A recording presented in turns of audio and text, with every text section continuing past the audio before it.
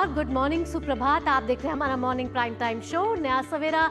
मैं हूं आपके साथ भावना नैयर। देश और दुनिया की बड़ी और अहम खबरों को लेकर हम हाजिर हैं और अगले 1 घंटे में हम जानेंगे कि आज दिन भर क्या मुख्य घटनाक्रम रहने वाला है जिस पर सबकी नजर रहने वाली है। आप सभी को पता है कि भारत के आतंकवाद के खिलाफ जीरो टॉलरेंस नीति के साथ आगे चल रहा है। आतंकवाद किसका समर्थन करने वाले और आतंकवाद को पनाह देने वाले दोनों के खिलाफ है इस समय भारत, और आतंकवाद का समर्थन करने वाले तुर्की और अजरबैजान के साथ क्या भारत आगे व्यापार करेगा या नहीं। आज कैट ने एक मुख्य बैठक बुलाई है। आपको बताएंगे कि इस मुख्य बैठक का क्या है उद्देश्य, क्या है एजेंडा और क्या होने वाली है आगे की रणनीति। इसके साथ साथ खबरें होंगी तिरंगा यात्रा से भी जुड़ी हुई, क्योंकि भारत के कोने कोने में इस समय तिरंगा यात्रा पहुंच रही है और भारत की सेना के शौर्य को सलाम कर रही है। इसके साथ खबरें अंतर्राष्ट्रीय जगत से भी होने वाली है, जहां रूस यूक्रेन वार्ता किस तरीके से आगे बढ़ती हुई नजर आ रही है, और जानेंगे कि भारत में जो भगोड़े हैं, भारत के जो भगोड़े हैं नीरव मोदी, उनकी लंदन में मुश्किलें बढ़ती जा रही है क्योंकि जमानत हो गई है कैंसिल। तो क्या अब उनका भारत आना आसान हो जाएगा, ये भी आपको बताएंगे। अंतर्राष्ट्रीय खबरें, खेल की खबरें, अखबारों की सुर्खियां और मौसम का हाल बताएंगे। शुरुआत कर लेते हैं नया सवेरा की सुबह की सुर्खियों के साथ। भारत और पाकिस्तान सीमा पर सतर्कता के स्तर को कम करने के लिए विश्वास बहाली के उपाय जारी रखने पर हुए सहमत। दोनों देश डीजीएमओ स्तर पर हुई सहमति को आगे बढ़ाने पर राजी।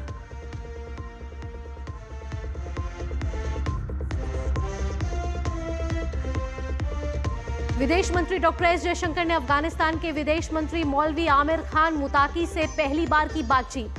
पहलगाम आतंकी हमले की निंदा के लिए जताया आभार। अफगानिस्तान के विकास के लिए जताई भारत की प्रतिबद्धता।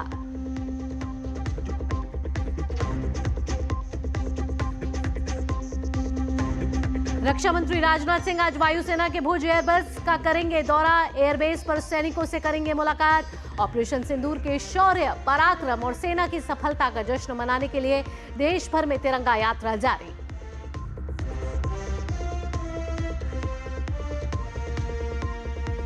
Confederation of all India traders ने आज देश भर के कारोबारियों की बुलाई अहम बैठक। तुर्की और अजरबैजान के साथ व्यापार बहिष्कार पर लेंगे फैसला। अडानी ग्रुप ने चीन की कंपनी ड्रैगन पास के साथ साझेदारी की खत्म। एयरपोर्ट लाउंज पर दिखेगा असर।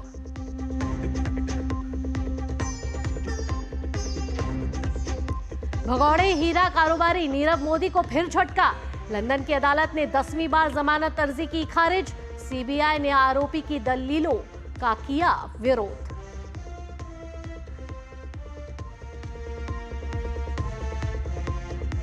अंतर्राष्ट्रीय खबरों में रूस और यूक्रेन के बीच इस्तांबुल में शांति वार्ता आज। जेलेंस्की और पुतिन नहीं हो रहे हैं शामिल। अमेरिकी विदेश मंत्री ने कहा यूक्रेन शांति के लिए सीधी ट्रंप पुतिन वार्ता की ही एकमात्र रास्ता।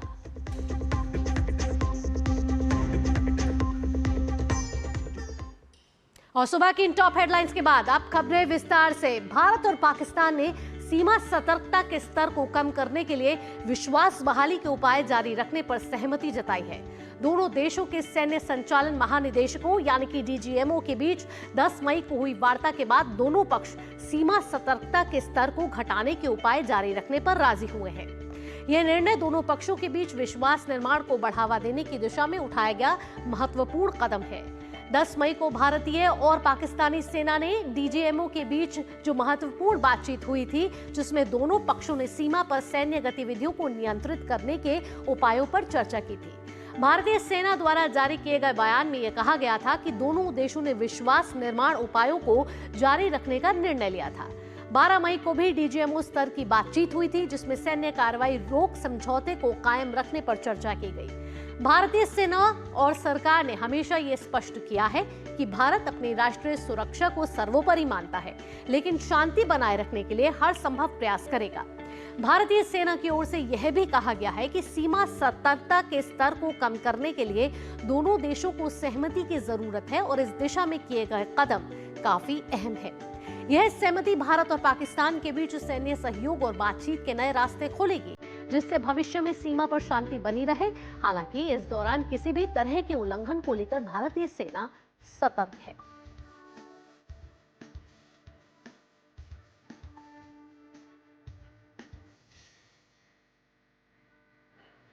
तो इस समय हमारे संवाददाता अक्षय डोंगरे हमारे साथ जुड़ गए ज्यादा जानकारी के साथ। सीधा अक्षय का रुख करेंगे।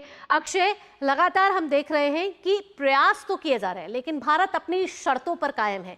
वे जानता है कि बात सिर्फ होगी तो आतंकवाद और पीओके पे होगी। अब डीजीएमओ की बैठक लगातार आगे बढ़ रही है, कमिटमेंट पे लगातार बात हो रही है, प्रयास किए जा रहे हैं और ये प्रयास आगे बढ़ते हुए नजर आ रहे हैं। ऐसे में क्या देखना होगा कि आगे जिस तरीके से हम आगे बढ़ना चाहते हैं, पाकिस्तान भी उस राह पर आगे बढ़ने के लिए तैयार होगा कि नहीं।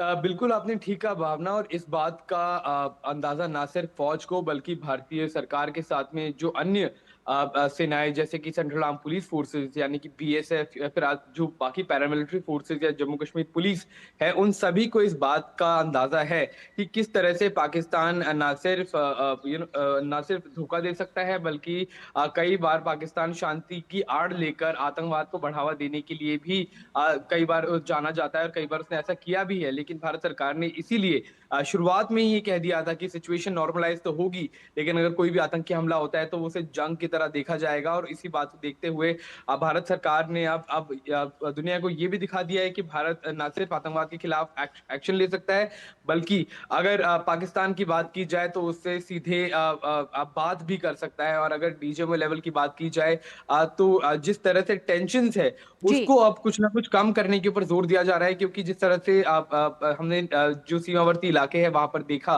ना सिर्फ लोगों को अपने घर छोड़कर जाना पड़ा बल्कि अपने रोजगार, बच्चों को अपने स्कूल छोड़कर, लोगों के जो वो पशु होते हैं वो कई सारे मर गए शेलिंग में। तो इससे लोगों का जो सीमावर्ती इलाकों पे जो लोग रहते हैं उनका खासा नुकसान हो रहा था। उन लोगों को अपने घरों से निकल निकल कर बार बार उजड़ना पड़ रहा था। तो ऐसे में भारत सरकार ने ये कड़ा फैसला लिया है कि हमने एक्शन ले लिया है पूरी तरह से, हमने आपको आखिरी चेतावनी दे दी है, अगली बार से एक्शन नहीं, अगली बार से युद्ध होगा अगर आतंकवादी घटना होती है। और इसी अंडरस्टैंडिंग के साथ में पाकिस्तान को भी आगे बढ़ने के लिए कहा गया है और भारत भी इसी अंडरस्टैंडिंग के साथ आगे बढ़ रहा है कि हम एक बार फिर से शांति अपने देश में चाहते हैं, अपने यहाँ से हम लोग आतंकवाद का सफाया पूरी तरह से चाहते हैं। और अगर पाकिस्तान इसका समर्थन करेगा तो उसका सोल्यूशन तो हमने पहले ही पाकिस्तान को दे दिया है कि अगली बार से अगर किसी तरह से आतंकवादी घटना होती है तो इसका पूरा का पूरा दोष आपको दिया जाएगा और आप ही इसके लिए जिम्मेदार होंगे। तो ऐसे में अब ये देखने वाली चीज रहेगी किस तरह से चीजें आगे बढ़ेंगी। लेकिन भारत ने एक बार फिर से विश्व को दिखा दिया है, ना सिर्फ हम युद्ध करना जानते हैं बल्कि हम बुद्ध की राह पे भी चलना जानते हैं, हम शांति चाहते हैं, हम हमेशा से स्थिरता के पक्षधर रहे हैं। आर्थिक अगर नीतियां देखी जाए तो उसमें भी हम ग्रोथ के पक्षधर रहे हैं और किसी भी जंग के चलते आप इकोनॉमिक डेवलपमेंट की एक्सपेक्टेशन नहीं कर सकते हैं। आपकी इकोनॉमी सफर करती है, लोग सफर करते हैं, तो इसके चलते एक नॉर्मलाइजेशन के ऊपर बात है। लेकिन इसका मतलब ये नहीं है कि भारत सावधानी अपनी कम कर देगा या फिर अगर किसी तरह से आतंकवादी की घटना होती है तो उसका जवाब नहीं दिया जाएगा। बिल्कुल, जिस तरीके से हमारी भारत सरकार प्रतिबद्ध है और अब बात कह दी गई है कि एक्ट ऑफ टेररिज्म को एक्ट ऑफ वॉर कहीं ना कहीं माना जाएगा और इस पर भारत लगातार अपनी स्पष्ट रणनीति के साथ आगे बढ़ता हुआ नजर आ रहा है। अब बात करें जब डीजीएमओ लेवल के टॉक्स की, अक्षय, तो ये जिस तरीके से आगे बढ़ रही है, विश्वास बहाली की और बढ़ती हुई तो नजर आ रही है, लेकिन 10 मई को जब दोनों तरफ से सैन्य गतिविधियों को कम किया गया था, पाकिस्तान बाज नहीं आया था, उसके बाद भी उसने अपनी गतिविधियां जारी रखी थी। भारत इस समय सतर्क मोड पर है, अक्षय। बिल्कुल आपने ठीक कहा। और एक चीज भावना अगर देखें तो पाकिस्तान की फौज, पाकिस्तान की सेनाएं भारतीय सेनाओं से काफी अलग है। वो एक पॉलिटिकल फोर्स है, मौका ढूंढते हैं कि किस तरह से एक तरह से तख्ता पलट कर दिया जाए, किस तरह से जो सिविलियन गवर्नमेंट है उस पर कब्जा कर लिया जाए। आपस में फ्रेगमेंटेशन कई सारे हैं, आपस में जो पाकिस्तान के जनरल्स है वो उनके एम्बिशंस इतने ज्यादा है कि वो एक दूसरों की ही बात काटने पे लगे रहते हैं। तो कहीं ना कहीं अगर प्रधानमंत्री की तरफ से ये भी आता है कि सीज फायर कर दिया जाए तो कई बार ऐसा होता है कि वहां पे सेनाएं ही नहीं मानती है। तो ऐसे में देखते हुए अब हम अपने आप को कोई पाकिस्तान से बराबरी तो नहीं कर सकते, लेकिन अब जिस भी कारणों से वहां पर जो अंडरस्टैंडिंग नहीं बन पा रही थी वो आखिर बन पाई है, प्रेशर में या फिर भारत के डर के कारण। लेकिन अब भारत इसी अंडरस्टैंडिंग के साथ फिलहाल कुछ आगे बढ़ रहा है कि अब जब सीज फायर हो गया है, युद्ध विराम हो चुका है, तो इसे लगा के रखा जाए। इसे आगे बढ़ने तक हम लोग एक बार फिर से आप कुछ कदम आगे बढ़ा रहे हैं शांति बहाली के लिए, हम अपने देश के लिए। अब इसमें ऐसे देखने वाली चीज यही रहेगी पाकिस्तान का रुख क्या रहता है, और पाकिस्तान की अगर तरफ से कोई भी हिमाकत करी जाती है तो उसका मुंह तोड़ जवाब तुरंत दिया जाएगा। बिल्कुल, भारत की स्पष्ट रणनीति है कि ये युग युद्ध का तो नहीं है, लेकिन आतंकवाद सहने का भी नहीं। अक्षय, इन तमाम जानकारियों के साथ अक्षय, आपका बहुत बहुत धन्यवाद। तो अक्षय, हमारे संवाददाता हम तक पल पल की खबर ये पहुंचा रहे थे कि भारत और पाकिस्तान में विश्वास बहाली पर सहमति जिस तरीके से बनी थी डीजीएमओ लेवल की बैठक में, वो आगे बढ़ती हुई नजर आ रही है और दोनों के बीच कमिटमेंट और बढ़ता हुआ नजर आ रहा है। और ये जरूरी भी इसलिए है क्योंकि जिस तरीके से ऑपरेशन सिंदूर को सफल किया गया, उसके बाद पाकिस्तान के जो नापाक मंसूबे थे उसको विफल किया गया, 9 आतंकवादी ठिकानों को ध्वस्त किया गया। सिर्फ उन्हीं को नहीं, जो आतंकवादी आकाओं थे, जो फैक्ट्रियां चला रहे थे, उनको भी कहीं ना कहीं निस्ते नाबूद किया गया। 100 आतंकवादियों को मारा गया। इससे पहले प्रधानमंत्री नरेंद्र मोदी भी बेस कैंप जा चुके हैं। कल रक्षा मंत्री श्रीनगर गए थे, वहां से बड़े वायदे, बड़े ऐलान करते हुए रक्षा मंत्री ने कहा था कि ये युद्ध का नहीं है लेकिन आतंकवाद का भी नहीं है, और अगर बात जाएगी तो दूर तक जाएगी। इस समय हमारे साथ अश्वनी मिश्र जुड़ चुके हैं श्रीनगर से, सीधा उनका रुख करेंगे। अश्वनी, विश्वास तो जरूर कायम हुआ है, सीमा पर शांति भी जरूर दिख रही है, सामान्य स्थिति हो भी चुकी है, लेकिन यहां भारतीय सेना सतर्क मोड पर इसलिए है क्योंकि विश्वास नहीं किया जा सकता अपने इस पड़ोसी देश पे। निश्चित तौर से पाकिस्तान की हरकत ही ऐसी है कि वो मात खा सकता है लेकिन बाज आ सकता नहीं। उसकी फितरत ही ऐसी है। पाकिस्तान की सेना एक उद्धत सेना है, उन्मादी सेना है, आतंकवादी सेना है, जो वहाँ के अपने पॉलिटिकल लीडरशिप की कंट्रोल में नहीं रहती है, और उसका बार बार पाकिस्तान की सेना ने अलग अलग मौकों पर इसका उदाहरण भी पेश किया है। अगर देखिए घाटी की बात करें तो कल रक्षा मंत्री राजनाथ सिंह यहाँ पर घाटी पर पहुंचे। उन्होंने शौर्य को नमस्कार किया, नमन किया, कृतज्ञता ज्ञापन किया देश की तरफ से एक सामान्य नागरिक की तरह, और साथ ही साथ रक्षा मंत्री की तरह अपने शूरवीर सैनिकों का, जिन्होंने ऑपरेशन सिंदूर को पूरी तरीके से सफल बनाया। साथ ही साथ उन्होंने इस धरती से, श्रीनगर की धरती से पूरे दुनिया को साफ संदेश दिया कि पाकिस्तान जैसे आतंकवादी देश के लिए उसके हाथों में परमाणु जो हथियार है वो सुरक्षित नहीं है, क्योंकि परमाणु हथियारों के उपयोग की गीदड़ भक्ति वो देता रहता था, और पाकिस्तान की इस तरीके से एक उन्मादी मानसिकता में है, तो उसके परमाणु हथियारों पर IAEA की निगरानी होनी चाहिए या कोई विश्व व्यवस्था बननी चाहिए। विश्व को भी ये साफ संदेश दिया गया है। कल श्रीनगर में थे, आज रक्षा मंत्री भुज जाएंगे।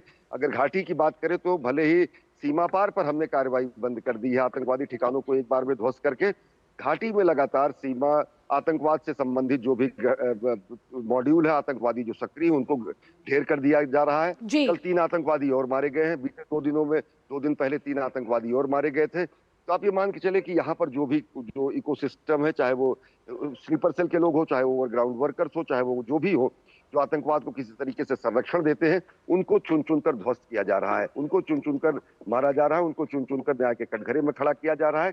एक लंबी फहरिस्त है, 14 से ज्यादा आतंकवादियों में से कई आतंकवादी जिनकी सूची बनी थी उनमें से कई ढेर हो चुके हैं। तो निश्चित तौर से ये मान के चलिए कि आंतरिक मोर्चे पर आतंकवाद के खिलाफ लड़ाई हमारे सुरक्षा बल लगातार अनवरत चला रहे हैं, और उसमें भारी सफलता भी मिल रही है। बिल्कुल। इसके साथ साथ अश्विनी, हमने डिप्लोमैटिक एक्शंस लिए, यहाँ हम सैन्य एक्शंस भी लेते हुए नजर आ रहे हैं, जिसमें डीजीएमओ की बैठक एक तरफ लगातार चलती हुई नजर आ रही है। और भारत हमेशा शांति दूत का समर्थक रहा है, कहता रहा है कि शांति जरूरी है, लेकिन आतंकवाद भी तो सहा नहीं जा सकता ना, क्योंकि ये लगातार पाकिस्तान धोखा देता हुआ आ रहा है। अब डीजीएमओ की लेवल जब आगे बढ़ती हुई नजर आ रही है, तो इस शांति बहाली पर दोनों देशों की जो सहमति हुई है, उस पर अब आगे की रणनीति भारत की क्या रह सकती है? देखिए, सबसे ज्यादा जो है उकसावे वाली कार्रवाई, सबसे प्रोवोकेटिव एक्शन जो था इस पूरे ऑपरेशन सिंदूर के दौरान पाकिस्तान का था। हमने केवल आतंकवादी ठिकानों को निशाना बनाया, उसने हमारे सैन्य ठिकानों को, रिहायशी ठिकानों को निशाना बनाया, LOC और IB पर उसने गोलीबारी की। तो सारी चीजें, सब कुछ किया जाना पाकिस्तान के द्वारा तय है। पाकिस्तान ने फॉरवर्ड फ्रंट पे जो है LC पर और साथ ही साथ IB पर बहुत ज्यादा ट्रूप्स भेजे थे, उनको भी वो चरणबद्ध तरीके से उसको डीएस्केलेट करना पड़ेगा, बैरकों में भेजना पड़ेगा। भारत ने साफ तरीके से कह दिया है कि कोई भी आतंकवादी घटना है का वॉर मानी जाएगी। भारत हमेशा जो है इस तरीके की स्थितियों में अपनी नीति के हिसाब से, अपनी नीयत के हिसाब से हमेशा अपर हैंड पर रहता है। भारत न सीज फायर वायलेशन करता है, न ही भारत किसी की सीमा का अतिक्रमण करता है। भारत केवल मुंहतोड़ जवाब भारत ने अभी तक दिया है, संयम से दिया है। तो पाकिस्तान को यह तय करना है कि वो कैसे चरणबद्ध तरीके से भारत का विश्वास जीते। पाकिस्तान एक आतंकवादी मानसिकता का, उद्धत मानसिकता का, उन्मादी मानसिकता का राजनीतिक नेतृत्व और वहां की सेना है, तो विश्वास करना उस पर बड़ा मुश्किल है। धीरे धीरे विश्वास बढ़ेगा। अंतर्राष्ट्रीय बिरादरी भी जानती है कि पाकिस्तान के ऊपर भरोसा नहीं किया जा सकता, लेकिन ये निश्चित तौर से अंतर्राष्ट्रीय बिरादरी को भी देखना पड़ेगा। ऐसे साथ साथ अश्विनी, मैं ये भी पूछना चाहूंगी आपसे कि जिस तरीके से हमने पाकिस्तान का रवैया देखा है, अब रवैया बदलता हुआ नजर आ रहा है। कहीं ना कहीं ऑपरेशन सिंदूर के बाद ये तो साफ है कि घुटने टेक दिए हैं पाकिस्तान। डीजीएमओ की लेवल के पे बैठक के लिए हमेशा तैयार रहता है, तत्परता उसी ने पहले दिखाई थी, शर्तें हमने रखी थी। इसके बाद पॉलिटिकल लीडरशिप की बात करें पाकिस्तान की, तो वो भी कहीं ना कहीं वार्ता के लिए अब तैयार होती हुई नजर आ रही है। पहले आतंकवाद करो फिर वार्ता के लिए तैयार हो, लेकिन भारत हमेशा कह रहा है कि बात होगी, दूर तलक जाएगी, लेकिन आतंकवाद और पीओके पे ही होगी। देखिए, भारत ने यह भी कहा कि बात होगी ही नहीं। भारत ने कहा कि टेरर और टॉक साथ साथ नहीं चलेगा, टेरर और ट्रेड साथ साथ नहीं चलेगा, खून यहां बहे और पानी वहां बहे, ऐसा नहीं चलेगा। भारत का स्टैंड बहुत क्लियर है। भारत ने साफ तरीके से कहा, पाकिस्तान गिड़गिड़ा रहा है, जैसे वो गिड़गिड़ाया सीज फायर के लिए, जैसे वो गिड़गिड़ाया युद्ध विराम के लिए, वैसे ही अब वार्ता के लिए वो अंतर्राष्ट्रीय बिरादरी को दिखाना चाहता है कि हम बातचीत करना चाहते हैं। लेकिन बातचीत करने के लिए कंड्यूसिव माहौल होना चाहिए, बातचीत करने के लिए एक विश्वसनीय माहौल होना चाहिए। पाकिस्तान की अभी तक की जो स्थितियां हैं, पाकिस्तान के नेताओं के जो बयान है, हाँ, पाकिस्तान के प्रधानमंत्री ने जरूर ये माना कि जो है हमने सीज फायर के लिए गुजारिश की। साफ तरीके से वहां के राजनीतिक नेतृत्व के भी बयान आ रहे हैं कि हम शांति के लिए, वार्ता के लिए हम तैयार हैं। लेकिन भारत का स्टैंड एकदम क्लियर है। भारत ने स्पष्ट तरीके से कहा है कि आतंकवाद और संवाद दोनों साथ साथ नहीं चलेगा। अभी पाकिस्तान के रवैये को भारत देखेगा, पाकिस्तान के तत्वों को भारत तौलेगा।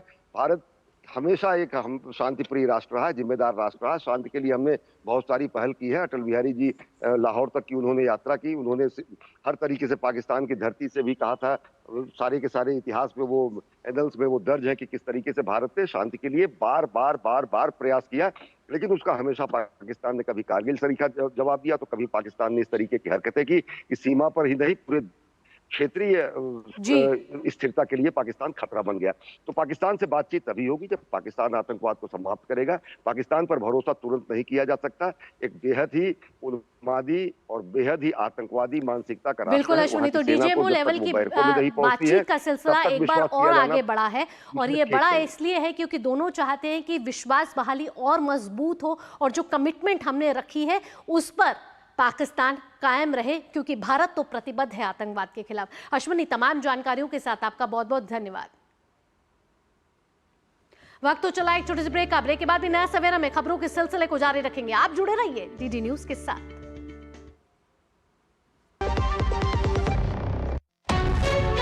विभाग अनेक, कंप्लेंट बॉक्स 1। किसी भी सरकारी दफ्तर, विभाग या बैंक से जुड़ी शिकायत के लिए pgportal.gov.in पर जाएं, रजिस्टर करें, संबंधित विभाग चुनें, शिकायत दर्ज करें और ट्रैकिंग आईडी नोट करें। एसएमएस या ईमेल पर एक्नॉलेजमेंट पाएं और शिकायत का जवाब सीधे मंत्रालय से प्राप्त करें। अब तक 1 करोड़ 12 लाख से अधिक भारतीयों ने भरोसा जताया। सीपी ग्राम्स, आपकी हर शिकायत का हल। अभी शिकायत दर्ज करें pgportal.gov.in।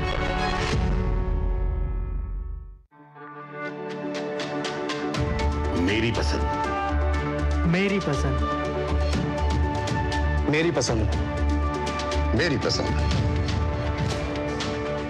हमारी पसंद, हम सबकी पसंद। मजबूत देश का मजबूत सरिया हो गया स्टील।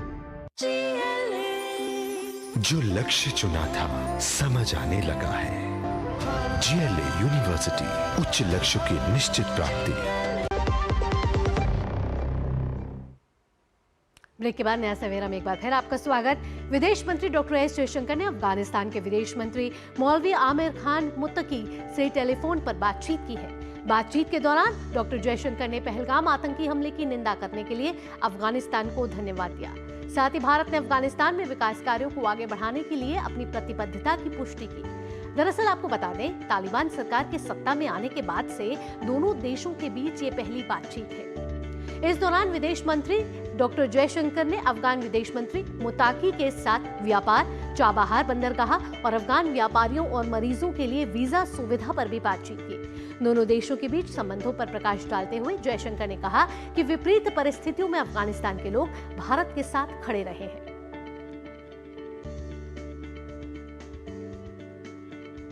और इस खबर पर हमारे साथ ज्यादा जानकारी के लिए हमारे संवाददाता अमृतपाल जुड़ चुके हैं। आइए सीधा रुख करते हैं अमृतपाल का। अमृतपाल, जिस तरीके से हम देख रहे हैं कि भारत और अफगानिस्तान के बीच रिश्ते लगातार सुदृढ़ होते जा रहे हैं, मजबूत होते जा रहे हैं, और ये इसकी एक और मानगी है जब विदेश मंत्री डॉक्टर एस जयशंकर ने अफगानिस्तान के अपने समकक्ष से बातचीत की है और आगे के रिश्ते और कैसे मजबूत हो सके उस पर सहमति जताई है। अब कौन कौन से क्षेत्र हैं जो भारत और अफगानिस्तान एक दूसरे के लिए देख सकते हैं, जहां दोनों देशों के लिए ये एक विन विन सिचुएशन साबित हो? भावना, कंटेंट पे बाद में आते हैं, पहले सब्सटेंस में बाद में आते हैं। पहले इसकी सिंबलिज्म समझ लेते हैं। जैसे आपने कहा कि ये पहला सियासी कांटेक्ट है दोनों मुल्कों के बीच में तालिबान के पावर में आने के बाद। 2021 अगस्त में जब वो पावर में आए थे, उनके साथ लगातार बातचीत जारी थी ऑफिशियल लेवल पे।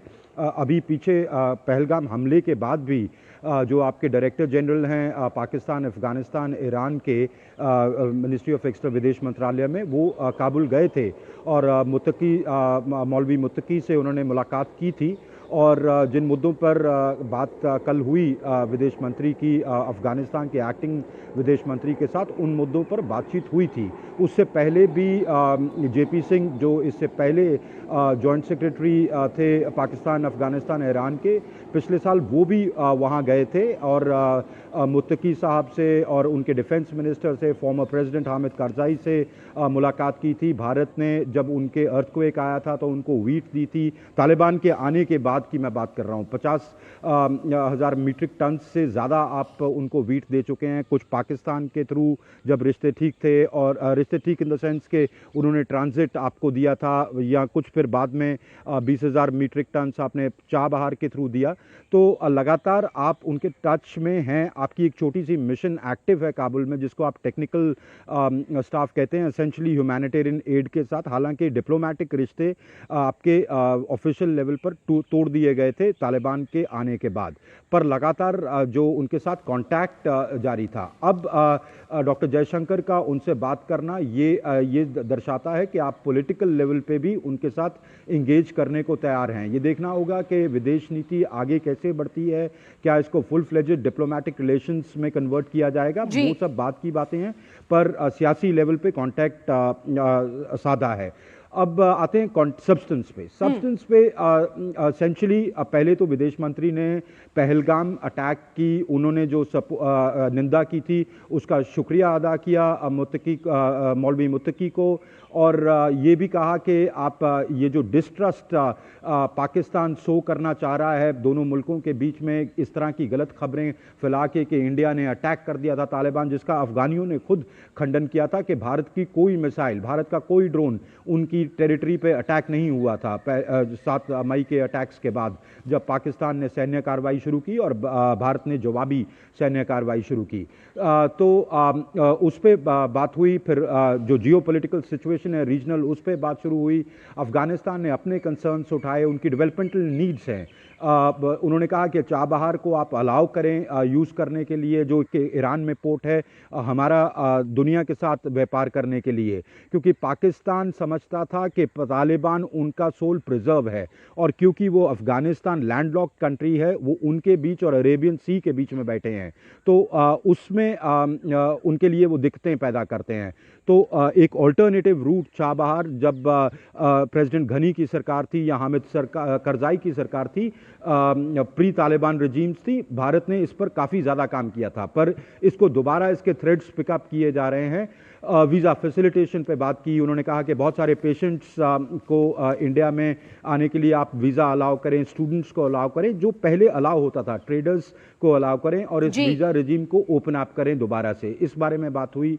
डेवलपमेंटल नीड प्रोजेक्ट्स के बारे में बात हुई कि आप इन्वेस्ट करें और दोबारा डेवलपमेंटल एक्टिविटीज़ जो भारत प्री तालिबान रिजीम में फुल फ्लेजेड करता था, तो ये पूरे मुद्दों पे बात हुई। पर एसेंशली भारत के पॉइंट ऑफ व्यू से बात जो रीजनल सिक्योरिटी का एटमॉस्फेयर बना है, उस पर वो अहम बिंदु था बात करने का। भावना, इसके साथ साथ आपने बताया कि वीजा में जिस तरीके से नरमी बरती जाए, उस पर कहीं ना कहीं बात हुई है, और भी कई संबंधों पर यहाँ बातचीत हुई है। हम देख रहे हैं कि जब से अफगानिस्तान में पॉलिटिकल लीडरशिप में बदलाव आया है, रुख बदला है अफगानिस्तान को, और हमने देखा है पहलगाम आतंकी हमले के बाद दुनिया में इस समय भारत की गूंज है, और मुस्लिम देश भी भारत के साथ इस समय खड़े हुए नजर आ रहे हैं। अमृतपाल, कुछ हद तक और तालिबान अब जैसे भी हों आपको एक्सेप्ट करना पड़ेगा कि अफ़गानिस्तान के रूलर्स वो ही हैं आज की डेट में। आपके मतभेद हो सकते हैं, उनका जो रवैया है, पर to be fair to Taliban, उन्होंने अपनी टेरिटरी को एंटी इंडिया एक्टिविटीज़ के लिए नहीं यूज़ करने दिया है। पाकिस्तान ने अपनी सरजमी को आतंक का ठिकाना बनाया है या आतंकी अड्डों को संरक्षण दिया है, पर अफ़गानिस्तान में जो हमारे कंसर्न्स थे कि क्या तालिबान, क्योंकि ये तालिबान आईएसआई के मदरसों में पढ़े हैं, आईएसआई के मदरसों में ये बड़े हुए हैं, पर जब ये पावर में आते हैं तो एक पॉलिटिकल स्टैंड शिफ्ट होता है, उनका जो नज़रिया है वो शिफ्ट होता है। तो एंटी इंडिया एक्टिविटीज़ तो हमारे लिहाज से, भारत के लिहाज से, भारत के पॉइंट ऑफ व्यू से ये उनकी जो डेवलपमेंटल नीड्स हैं, उनकी जो वीज़ा क्वेश्चंस हैं, उनके जो प्रिजनर्स रिपैट्रिएशन की डिमांड्स हैं, भारत को उससे कोई तकलीफ नहीं है अगर वो भारत के सिक्योरिटी कंसर्न्स को मद्देनज़र उनका जो रद्द अमल है सिक्योरिटी कंसर्न्स भारत का, उसमें ठीक रहता है। और जो पास्ट के 4 साल से पौने 4 साल गुजरे हैं उसमें यही देखने को मिला है। तो मेरे ख्याल है कि भारत की जो सियासी लीडरशिप है ये समझती है, तभी ये पहला सियासी कॉन्टैक्ट उनके साथ इस्टेब्लिश किया गया है। चलिए देखना होगा आगे किस तरीके से इस रिश्तों को एक नई दिशा, एक नया आयाम मिलता हुआ नजर आता है, जब विदेश मंत्री ने इस दोनों देशों के बीच जिस तरीके की बातचीत है उस पर अपनी तरफ से सकारात्मक सहयोग की घोषणा की है। अमृतपाल, तमाम जानकारियों के साथ आपका बहुत बहुत धन्यवाद। आगे बढ़ लेते हैं। भारत पाकिस्तान के बीच सैन्य कार्रवाई पर रोक को लेकर अमेरिका के राष्ट्रपति डोनाल्ड ट्रंप अपने मध्यस्थता के बयान से अब पलट गए हैं। उन्होंने कहा है कि मैंने दोनों देशों के बीच तनाव को शांत कम करने में मदद की थी, मैंने मध्यस्थता नहीं की, भारत पाक समस्या सुलझाने में मदद की थी। I don't want to say I did, but I sure as hell helped settle the problem between Pakistan and India last week, which was getting more and more hostile, and all of a sudden you'll start seeing missiles of a different type, and we got it settled. I hope I don't walk out of here and 2 days later find out that it's not settled, but I think it is settled. And we talked to them about trade. Let's do trade instead of do war. And Pakistan was very happy with that, and India was very happy with that, and आगे बढ़ते हैं। Operation सिंदूर की सफलता के बाद आज रक्षा मंत्री राजनाथ सिंह गुजरात के भुज एयरबेस का दौरा करेंगे। इस दौरान वो जवानों से मुलाकात कर भारतीय सशस्त्र बलों की तैयारियों का मूल्यांकन करेंगे और मजबूत किए गए सुरक्षा उपायों की प्रभावशीलता की जांच करेंगे। सैन्य तनाव के बीच पाकिस्तानी सेना ने ड्रोन के जरिए भुज को निशाना बनाने की कोशिश की थी। हालांकि सुरक्षा बलों ने एयर डिफेंस सिस्टम की मदद से पाकिस्तान के लगातार हमलों को सफलतापूर्वक विफल कर दिया था। भुज रुद्र माता वायुसेना स्टेशन भुज में स्थित भारतीय वायुसेना का एक प्रमुख एयरबेस है। ये स्टेशन नागरिक भुज हवाई अड्डे के साथ अपना रनवे साझा करता है और दक्षिण पश्चिमी वायु कमान के अधीन कार्य करता है। भुज वायुसेना स्टेशन, जिसमें 27 विंग है, भारत पाकिस्तान सीमा से निकटता के कारण हवाई रक्षा और निगरानी के लिए एक महत्वपूर्ण आधार है।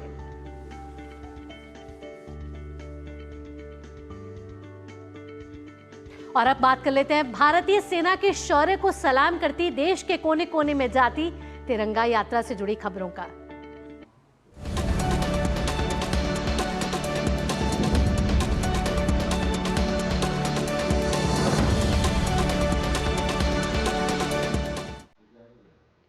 तिरंगा यात्राओं से पूरा माहौल राष्ट्रीयता की भावना से भरा हुआ नजर आ रहा है।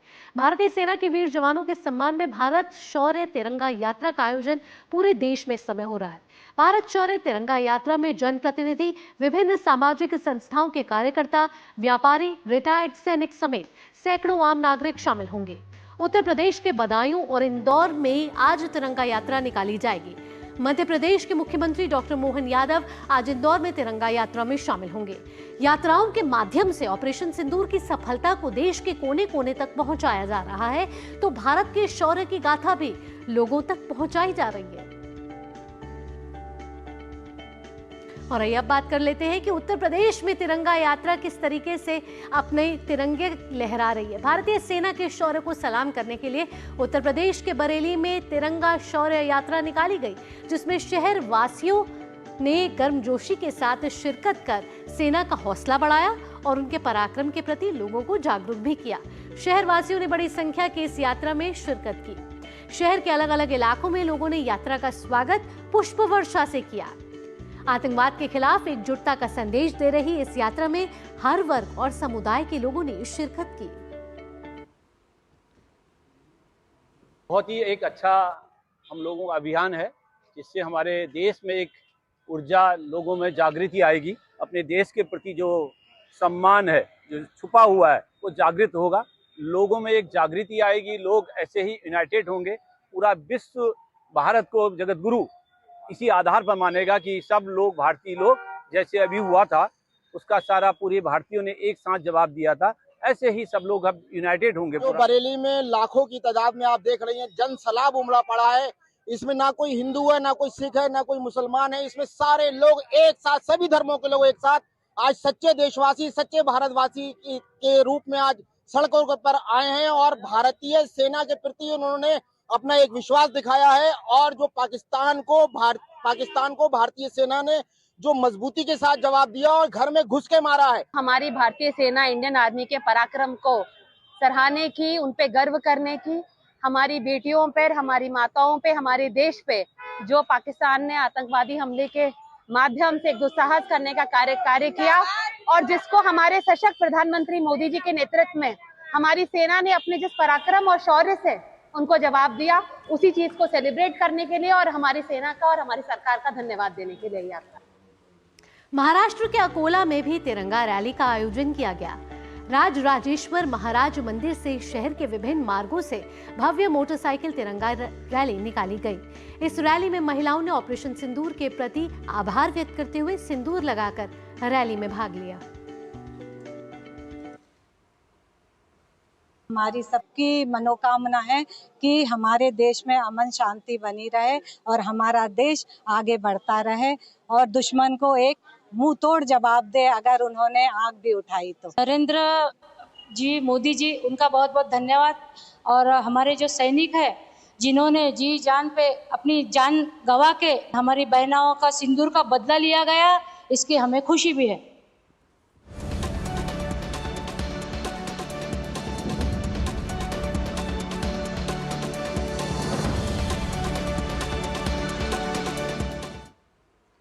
और आइए आगे बढ़ते हुए कुछ अन्य महत्वपूर्ण खबरों का भी रुख कर लेते हैं, जिसमें confederation of all India traders यानी कि CAIT ने आज नई दिल्ली में देश के विभिन्न राज्यों के प्रमुख व्यापारी नेताओं की एक राष्ट्रीय कॉन्फ्रेंस बुलाई है, जिसमें पाकिस्तान का समर्थन करने के कारण तुर्की व अजरबैजान के साथ व्यापारियों द्वारा सभी वस्तुओं का आयात निर्यात व्यापार बंद किए जाने पर निर्णय लिया जाएगा।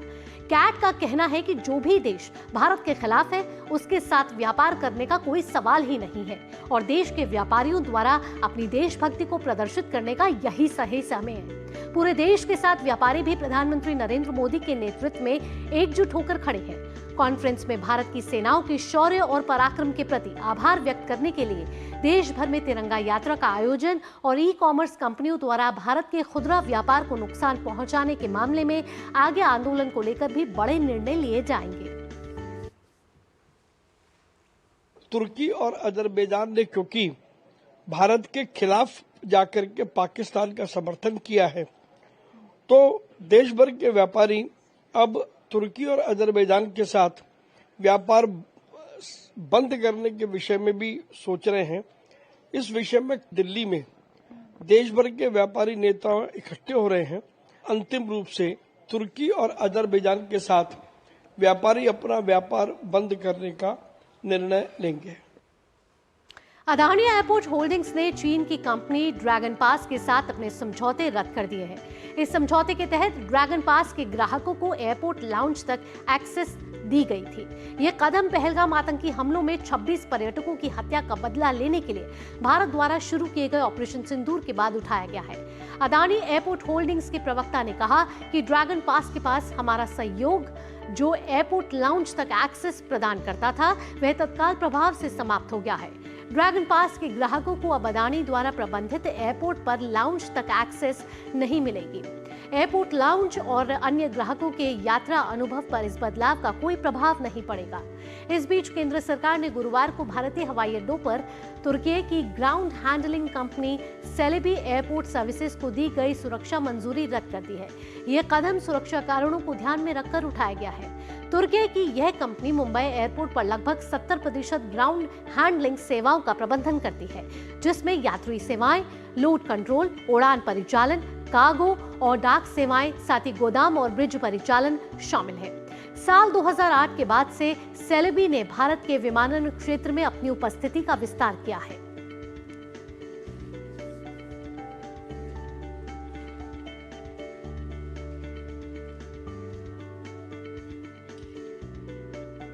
और इस समय हमारी संवाददाता आंचल गुलाटी गुम्मर हमारे साथ जुड़ गई हैं। आइए सीधा उनसे जानकारी ले लेते हैं। आंचल, आपसे पूछना चाहेंगे कि जिस तरीके से भारत हमेशा प्रतिबद्ध रहा है कि ना आतंक को सहेगा, ना आतंक समर्थन करने वाले देशों को वो उससे कोई रिश्ता रखेगा, अब जब पाकिस्तान के साथ जब भारत का तनाव चल रहा है और हमने देखा है तुर्की ने समर्थन पूरी तौर पे किया है, फिर चाहे वो हथियार पहुंचाने में हो या फिर ड्रोन फेंकने में हो, अब भारत डिप्लोमेटिक एक्शन तो लेता हुआ नजर आ भी रहा है, लेकिन दोनों देशों के बीच एक प्रमुख रिश्ते का कारण है व्यापार कहीं ना कहीं बंद हो जाए दोनों के बीच में।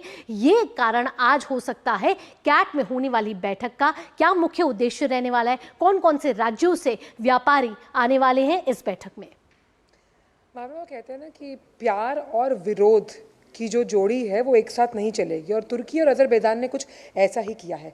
भारत ने उन्हें बहुत प्यार दिया, लेकिन इस प्यार के साथ जो विरोध उन्होंने भारत की ऑपरेशन सिंदूर को लेकर दिखाया, उस विरोध को भारत ने नाकाबिले बर्दाश्त माना है। वजह यह रही कि जिस तरह से पीओके और पाकिस्तान पर ऑपरेशन सिंदूर जो आतंकी ठिकानों पर चलाया गया, उसके समर्थन में ना उतरकर बल्कि उसके विरोध के स्वर सुनाई दिए अजरबैजान और तुर्की द्वारा। तुर्की ने तो एक काम बढ़कर और भी किया कि ड्रोन की तकनीक से फायदा पहुंचाया। आप व्यापार भारत से करते हैं, आप प्यार भारत से करते हैं, आप बात भारत से करते हैं, लेकिन विरोध के स्वर वो भी पाकिस्तान के समर्थन में आप भारत के खिलाफ उठाते हैं। जबकि ऑपरेशन सिंदूर को समर्थन, ऑपरेशन सिंदूर की सराहना और जो सेना का अदम्य साहस और शौर्य, उसका सम्मान पूरा देश आज बना रहा है। वो राष्ट्रभक्ति, वो देशभक्ति, जिसकी मुख्तलिफ तस्वीरें हमने कल से लेकर अब तक कई जगहों से दिखाई हैं। और ऐसे में अब होगा क्या?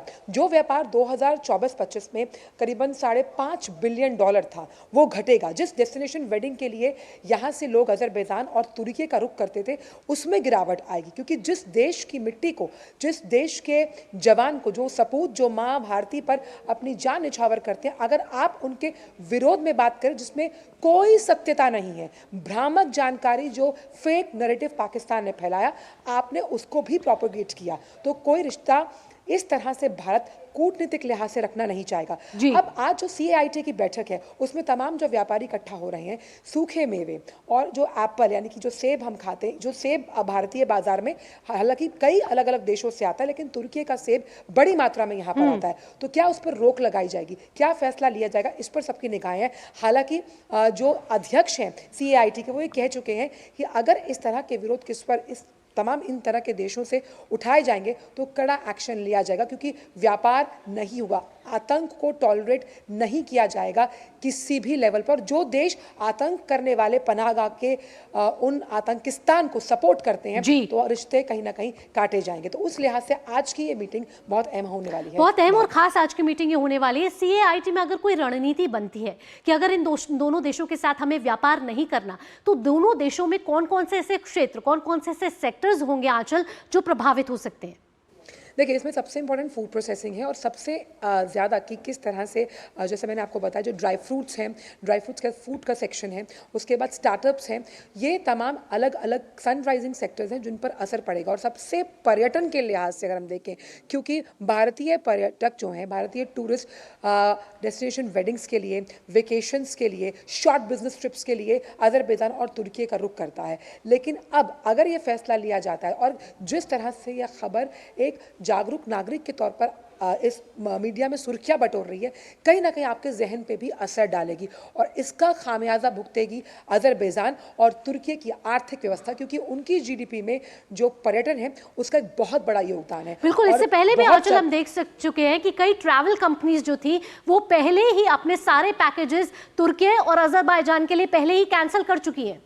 बिल्कुल, और इसीलिए हमने देखा कि इंडिगो और तुर्की के बीच जो तुर्की एयरलाइंस है उनके बीच में एक MOU भी साइन हुआ था जिसके कैंसिलेशन की बात की जा रही है कि उसे कैंसिल किया जाए। और क्योंकि ये कंट्रीज़ जो हैं ये कॉस्ट इफेक्टिव हैं, यहाँ पर वीज़ा जो है उसकी जो प्रोसेस है वो काफ़ी ईजी है, तो लोगों के लिए ईजी टू गो कंट्रीज़ होती हैं, उनका विदेश दौरा भी हो जाता है, विदेशी सरजमी पर पर्यटन के लिहाज से फ़ोटोज़ खिंचवाना या तमाम जो जगह है वहाँ घूमना कम पैसे में, ये दो देश काफ़ी अहम थे। लेकिन अगर आप भारत के खिलाफ काम करेंगे, भारत के विरोध में जाकर उस आतंकिस्तान के साथ खड़े होंगे, तो कहीं ना कहीं आपको व्यापारिक तौर पर, रणनीतिक तौर पर, राजनीतिक तौर पर, सामरिक तौर पर इसके नतीजे भुगतने होंगे। बिल्कुल, इसका खामियाजा कहीं ना कहीं उनको भुगतना पड़ सकता है और आज जब CAIT की महत्वपूर्ण बैठक होगी तो इसमें ये निर्णय लिए जाएंगे। आंचल, फिलहाल तमाम जानकारियों के साथ आपका बहुत बहुत धन्यवाद। आगे बढ़ते हैं। भगौड़े हीरा कारोबारी नीरव मोदी की मुश्किलें एक बार फिर बढ़ गई हैं।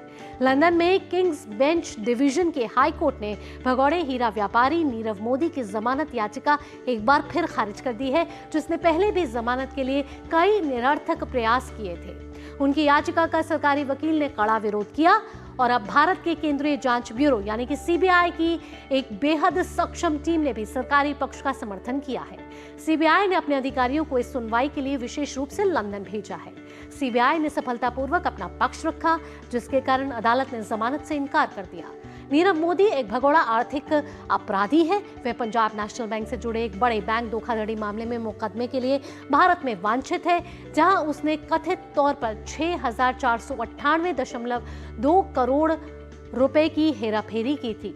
वे 19 मार्च 2019 से ब्रिटेन में कैद में है और भारत सरकार के पक्ष में ब्रिटेन के हाई कोर्ट ने उसके प्रत्यर्पण को पहले ही मंजूरी दे दी है।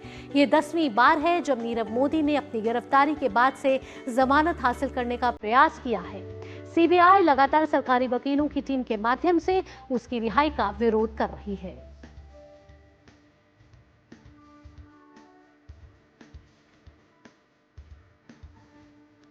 इस समय हमारे साथ हमारे संवाददाता नीरज सिंह जुड़ गए। आइए सीधा नीरज सिंह का रुख करेंगे और नीरज से जानेंगे।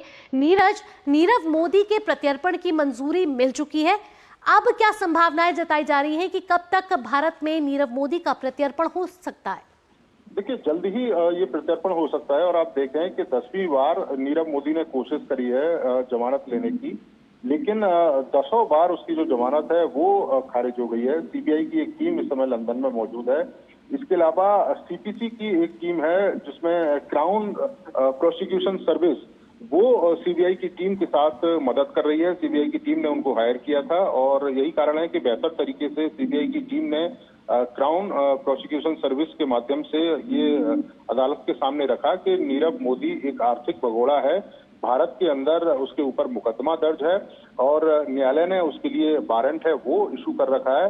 लिहाजा नीरव मोदी का प्रत्यर्पण भारत किया जाना काफी जरूरी है, क्योंकि मामले की जो सुनवाई है वो भी चल रही है। हमको पता है कि 2019 से ही जो नीरव मोदी है वो UK की जेल है उसमें बंद है, क्योंकि नीरव मोदी और उनके मामा जो मेहुल चोकसी हैं, उन्होंने पंजाब नेशनल बैंक से करीब 12,000 करोड़ रुपए का एक तरीके से घोटाला किया था, क्योंकि मुंबई की जो पंजाब नेशनल बैंक है उसकी शाखा से एक LOU, जिसे लेटर ऑफ अंडरस्टैंडिंग कहते हैं, अंडरटेकिंग कहते हैं, वो जारी करवाया था। फर्जी तरीके से वो जारी हुआ था और देश की अलग अलग बैंकों से पैसा लेकर ये फरार हो गए थे। और इस लिहाज से आप कह सकते हैं कि नीरव मोदी की जो मुश्किल है वो भावना बढ़ती हुई प्रतीत हो रही है, क्योंकि 10वीं बार अगर उसकी जमानत याचिका खारिज हो रही है तो ये बताता है कि लंदन की अदालत भी समझ रही है कि नीरव मोदी आर्थिक रूप से भगोड़ा है और भारत में उसका प्रत्यर्पण किया जाना जरूरी है। तो हम कह सकते हैं कि थोड़ा समय जरूर लग रहा है, लेकिन जल्द ही नीरव मोदी भारत आएगा और भारतीय कानून का उसको सामना करना पड़ेगा। बिल्कुल, कानूनी कार्रवाई भारत के हिसाब से शुरू होगी जब भारत लाया जाएगा भगोड़ा व्यापारी नीरव मोदी। फिलहाल नीरज, तमाम जानकारियों के साथ आपका बहुत बहुत धन्यवाद। आगे बढ़ते हैं। कर्नल सोफिया कुरैशी को लेकर आपत्तिजनक बयान के चलते विवादों में फंसे मध्य प्रदेश के मंत्री विजय शाह की याचिका पर सुप्रीम कोर्ट में आज अहम सुनवाई हो सकती है। दरअसल मध्य प्रदेश हाई कोर्ट ने विजय शाह के बयान पर स्वतः संज्ञान लेते हुए उनके खिलाफ FIR दर्ज करने का आदेश दिया था। इस आदेश के बाद उन्होंने सुप्रीम कोर्ट का रुख किया और हाई कोर्ट के आदेश को चुनौती देते हुए FIR पर रोक की मांग की है।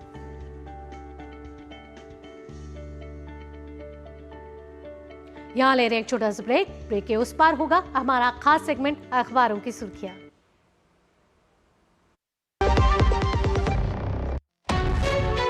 विभाग अनेक, कंप्लेंट बॉक्स 1। किसी भी सरकारी दफ्तर, विभाग या बैंक से जुड़ी शिकायत के लिए pgportal.gov.in पर जाएं, रजिस्टर करें, संबंधित विभाग चुनें, शिकायत दर्ज करें और ट्रैकिंग आईडी नोट करें। एसएमएस या ईमेल पर एक्नॉलेजमेंट पाएं और शिकायत का जवाब सीधे मंत्रालय से प्राप्त करें। अब तक 1 करोड़ 12 लाख से अधिक भारतीयों ने भरोसा जताया। सीपी ग्राम्स, आपकी हर शिकायत का हल। अभी शिकायत दर्ज करें pgportal.gov.in। जब धरती चीर कर निकलता है लोहे का पत्थर और मिलता है मोंगिया के जोश से, फिर तपता है, पिघलता है और बनता है फौलाद। अब होता है सरिया सारी खूबियों के साथ। मोंगिया स्टील, मजबूत देश का मजबूत सरिया। ब्रेक के बाद आपका स्वागत है। आप देख रहे हैं नया सवेरा और वक्त तो चला है हमारे खास सेगमेंट जानने का, अखबारों की सुर्खियां।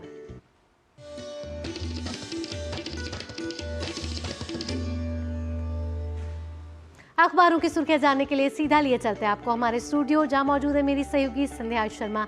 संध्या, सुप्रभात। आज के अखबारों की बात करें तो वो कौन सी मुख्य सुर्खियां हैं जिन्हें अलग अलग पन्नों पर आज अखबारों ने जगह दी है?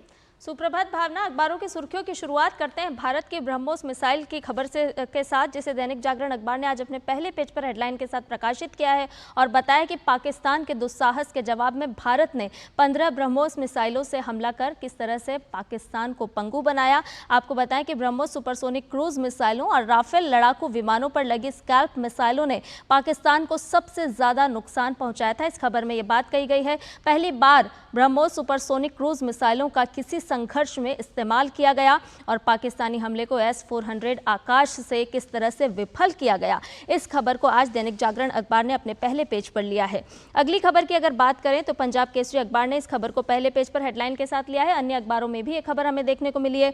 आपको बता दें कि ऑपरेशन सिंदूर के बाद रक्षा मंत्री राजनाथ सिंह पाकिस्तान के हाथ में परमाणु आयुधों की सुरक्षा को लेकर सवाल उठाते हुए उन्होंने कहा कि उन्हें अंतर्राष्ट्रीय परमाणु ऊर्जा एजेंसी की निगरानी में लिया जाना चाहिए। आतंकवादियों ने धर्म पूछकर मारा और हमने कर्म देखकर मारा, रक्षा मंत्री राजनाथ सिंह ने यह साफ तौर पर बात कही।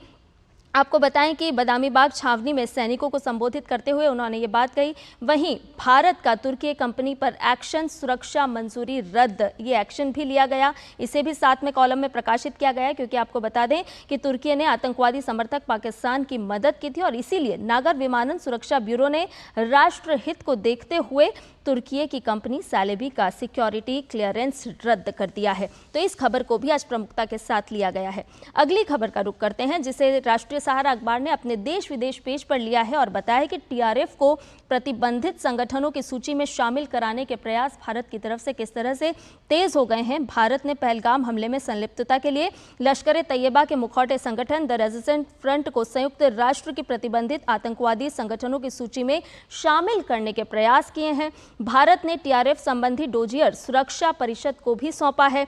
लश्कर तैयबा के मुखौटा संगठन टीआरएफ को लेकर के किस तरह से अब भारत की तरफ से लगातार पहल की जा रही है, उस खबर को आज प्रमुखता के साथ स्थान मिला है। अगली खबर का रुख करते हैं, जिसे हिंदुस्तान अखबार ने अपना देश पेज पर लिया है और बताया है कि किस तरह से सुरक्षा निगरानी के लिए उपग्रहों और तकनीक का इस्तेमाल भारत की तरफ से और भी बढ़ाया जाएगा। ये खबर भी भारत पाकिस्तान से जुड़ी हुई है, क्योंकि जिस तरह से सैन्य संघर्ष हमने देखा तो अब सीमाओं की सुरक्षा को लेकर दीर्घकालिक रणनीति पर काम शुरू होना है और केंद्र ने सुरक्षा बलों की सीमा की निगरानी से जुड़े लंबित प्रस्तावों पर भी तेजी से विचार करना और उस पर काम करना शुरू कर दिया। आपको बता दें कि तकनीकी उपकरणों से घुसपैठ की जानकारी मिल सकेगी और उपग्रहों ने पहले भी अहम भूमिका निभाई है। आपको याद होगा कि एक अधिकारी के माध्यम से ये लिखा गया है कि सर्जिकल स्ट्राइक, बालाकोट स्ट्राइक और चीन के साथ पिछले साल हुए विवाद के समय सीमा पर भी भरपूर नजर उपग्रहों के माध्यम से रखी गई थी। अगली खबर का रुख करते हैं, जिसे हरिभूमि अखबार ने देश पेज पर लिया है और बताया है कि अभियान सही दिशा में आगे बढ़ रहा है। नक्सल प्रभावित क्षेत्रों में शांति के लिए सरकार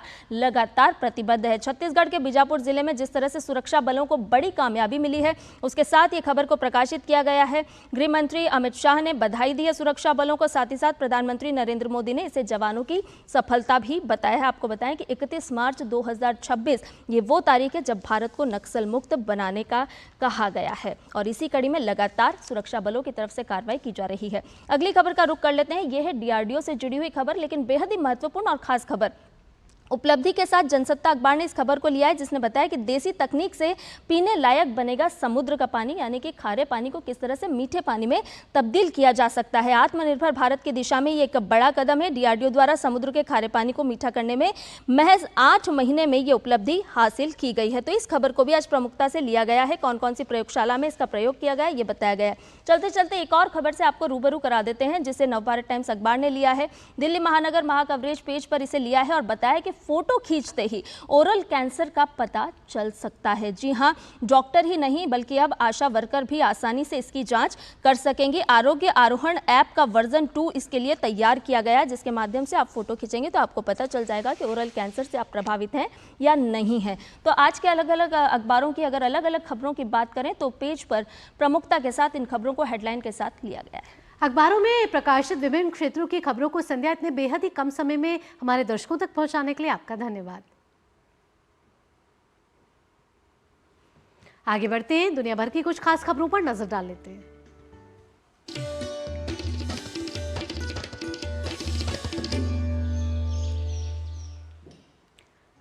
रूस और यूक्रेन के बीच इस्तांबुल में शांति वार्ता आज होगी। यूक्रेन के राष्ट्रपति वोलोडिमिर ज़ेलेंस्की इस्तांबुल में रूस के साथ शांति वार्ता में शामिल नहीं होंगे।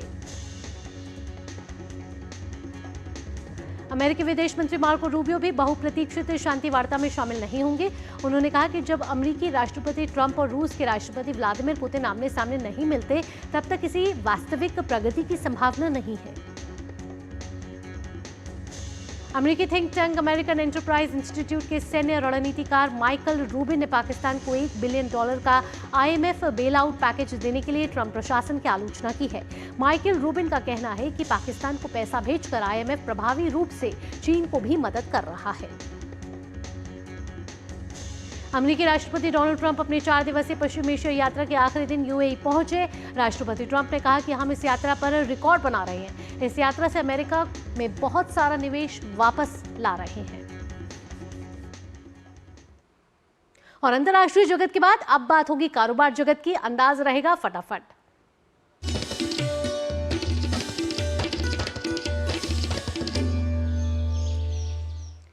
भारत के स्टार्टअप इकोसिस्टम को बढ़ावा देते हुए सरकार ने 187 स्टार्टअप को कर छूट की मंजूरी दे दी है।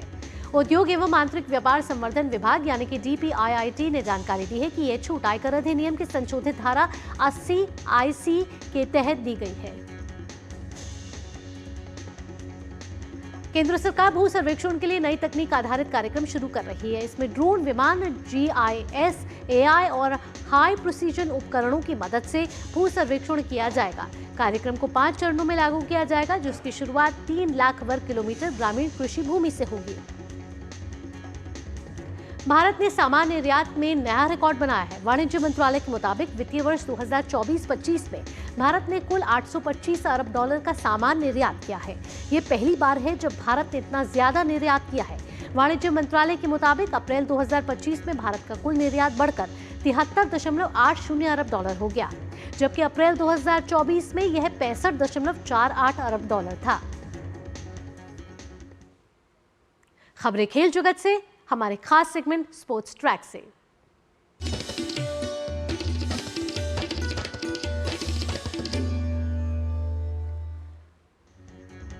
भारतीय जैवलिन थ्रोअर नीरज चोपड़ा आज दोहा डायमंड लीग में हिस्सा लेंगे। साल 2025 में नीरज का पहला इवेंट है। नीरज ने प्रतिद्वंद्वियों में पूर्व विश्व चैंपियन एंडरसन पीटर्स, चेक रिपब्लिक के याकूब वैडलेच, केन्या के जूलियस येगो और जर्मनी के जूलियन वेबर शामिल रहेंगे। खेलो इंडिया गेम्स का आयोजन 19 से 24 मई तक दीव, दादरा, नगर हवेली और दमन में किया जाएगा। गेम्स में फुटबॉल, वॉलीबॉल, सेपक टैकरा, कबड्डी, पेंचक सिलट और ओपन वाटर स्विमिंग शामिल रहेंगे। लखनऊ सुपर जायंट्स के तेज गेंदबाज Mayank Yadav Indian Premier League 2025 से बाहर हो गए। मयंक की पीठ में फिर से चोट लग गई है और इस चोट के चलते वे आईपीएल के बाकी मुकाबलों में नहीं खेल पाएंगे। कोको गॉफ ने इटालियन ओपन के फाइनल में जगह बना ली है। सेमीफाइनल में हुए एक मैराथन मुकाबले में गॉफ ने चेंग शिनवेन को 7-6, 4-6, 7-7 से मात दी।